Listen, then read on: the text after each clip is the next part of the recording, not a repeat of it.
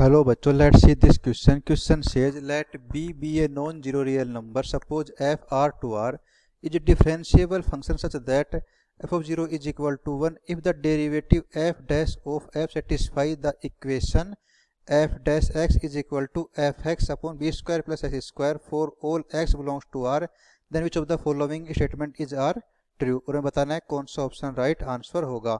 तो इसके लिए पहले हम क्या करते हैं, हमारा की कंसेप्ट देख लेते हैं।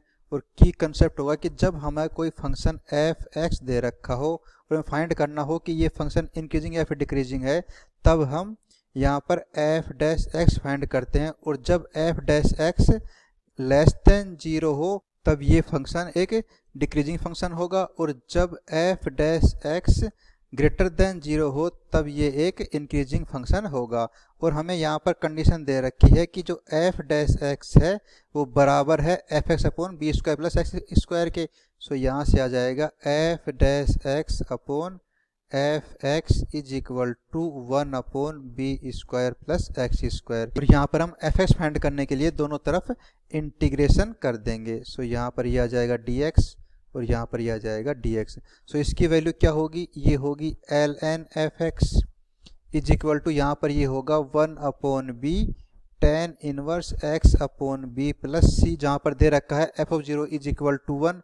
सो जब हम यहाँ पर x is equal to 0 put करेंगे, सो यहाँ पर ये हो जाएगा ln 1 is equal to 0 plus c। और हम जानते हैं नेचुरल लॉग 1 की वैल्यू होती है 0, सो c इज इक्वल टू 0। तो यहाँ से हमारे पास कंडीशन क्या आ गई, ln f x is equal to 1 upon b tan inverse x upon b। So यहाँ से हमारे पास एफ एक्स की वैल्यू आ जाएगी e power 1 upon b tan inverse x upon b। और इससे हम एफ डैश एक्स की वैल्यू फाइंड कर सकते हैं given that f dash x is equal to f x upon b square plus x square. So यहाँ से F dash x आ गया अपने पास e power 1 upon b tan inverse x upon b upon b square plus x square. और हम देख सकते हैं कि जो हमारे पास ये टर्म है ये हमारे पास क्या है, ग्रेटर देन 0 है, बिकॉज वो term are square term. And ये दे रखा है e पावर कोई फंक्शन, सो ये भी ग्रेटर देन 0 होगा, इसलिए हमारा एफ डैश एक्स क्या होगा, ग्रेटर देन 0 होगा। तो हम कह सकते हैं कि जो हमारे पास फंक्शन एफ एक्स है वो एक इंक्रीजिंग फंक्शन है। So option a is the correct answer and option b is wrong answer. And we have to find f x dot f dash x is equal to 1।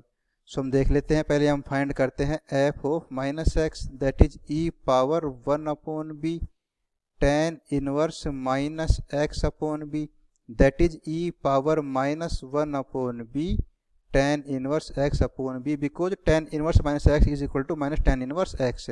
सो यहाँ से हम कह सकते हैं f x dot f of minus x is equal to ये into ये that is e power 1 upon b tan inverse x upon b minus 1 upon b tan inverse x upon b that is e power 0 is equal to 1। So हमारा option c the correct answer. अब देख लेते हैं हम ये F x minus x की value क्या होगी। सो हम यहाँ से देख सकते हैं कि जो हमारे पास एफ एक्स ये है और एफ माइनस एक्स ये है जो कि बराबर नहीं है। सो इनका जो डिफरेंस होगा वो 0 कभी भी नहीं हो सकता, इसलिए हम कह सकते हैं कि जो हमारे पास ऑप्शन डी है वो रॉन्ग आंसर हो जाएगा। So our correct answer are a and c. I hope you understood. All the best.